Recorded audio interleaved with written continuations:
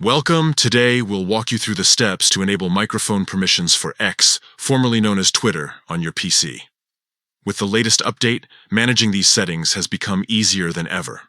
Let's get started. First, open X in your preferred web browser. Once the website is loaded, look at the top of your browser window. Next to the web address, you'll find a small icon. This is the View Site Information icon. It often looks like a padlock or a shield. Click on it to reveal a drop-down menu. From this menu, select Site Settings. This will take you to a dedicated page where you can adjust various permissions for X. Scroll down until you find the section labeled Microphone. Here, you'll see several options for managing microphone access. Now, locate the drop-down menu next to Microphone. Change the setting to Ask. By selecting this option, your browser will prompt you whenever X requests access to your microphone. This gives you control over when and how your microphone is used.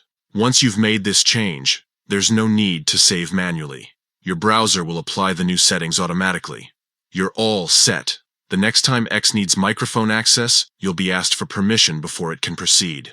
That's it for today's tutorial. With these simple steps, you've successfully enabled asking for microphone permissions on X via your PC browser. Thanks for tuning in, and enjoy using X with confidence knowing your privacy is in your hands.